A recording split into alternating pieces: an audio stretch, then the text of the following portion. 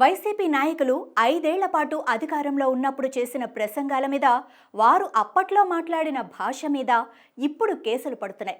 సరే, అధికారంలో ఉన్నవారు విపక్షాన్ని టార్గెట్ చేయటం మామూలే. అయితే వైసీపీ తన వారిని రక్షించుకోవటంలో ఏం చేస్తోంది అన్నదే ఇక్కడ ప్రశ్నగా ఉంది.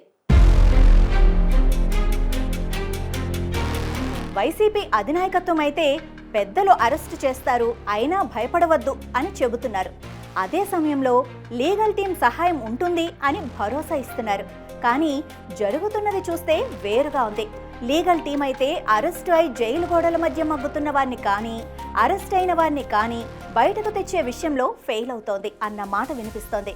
వైసీపీ లీగల్ టీంకి ప్రధాన కార్యదర్శిగా పొన్నవోలు సుధాకర్ రెడ్డి ఉన్నారు. అలాగే ప్రెసిడెంట్గా మనోహర్ రెడ్డి ఉన్నారు. లీగల్ టీం ప్రతి జిల్లాలో అలాగే నియోజకవర్గాలలో బలంగా ఉంటూ అక్రమ కేసుల విషయంలో గట్టిగా పోరాడుతుందని, న్యాయరక్షణ ఇస్తుందని అధినాయకత్వం చెప్పినా గత 9 నెలలుగా పెద్దగా జరిగిందేమీ లేదు. చాలా మంది సోషల్ మీడియా యాక్టివిస్టులు అరెస్టులై నానా అవస్థలు పడ్డారని గుర్తు చేస్తున్నారు. మరోవైపు చూస్తే కొందరు పెద్ద నాయకులు మాజీ మంత్రుల విషయంలోనూ ఇలాగే జరిగింది అని అంటున్నారు.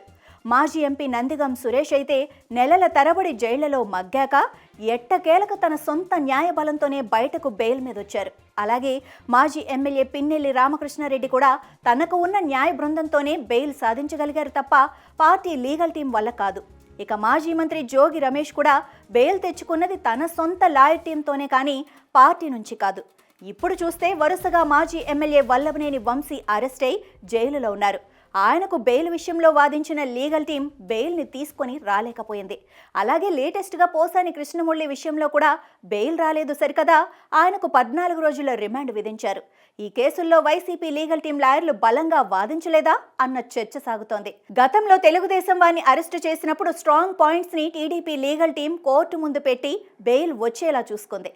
అలా మాజీ మంత్రులు, ఇతర సీనియర్లు అంతా కూడా బెయిల్ పొందారు. మరి వైసీపీలో అయితే అంతా అరెస్ట్ అయి ఇబ్బందులు పడుతున్నారు. అంటే వైసీపీ న్యాయం మరి ఇంత బలహీనమా అన్న చర్చ తెర మీదకు వచ్చింది. వైసీపీ లీగల్ టీంలో సమూల మార్పులు చేయాలా అన్న కొత్త చర్చకు కూడా ఇది దారితీస్తోంది. ఇదే తీరిన నేతలు అరెస్టులు, జైళ్లు కొనసాగితే వైసీపీ తరపున రానున్న రోజుల్లో ఎవ్వరూ గొంతెత్తి మాట్లాడేదే ఉండదని అంటున్నారు. వైసీపీ అధినాయకత్వం నైతిక మద్దతుగా నిలవటమే కాకుండా లీగల్ టీం కూడా పవర్ఫుల్గా నిలబడితేనే నాయకులకు ధైర్యం వస్తుందన్న టాక్ వినిపిస్తోంది.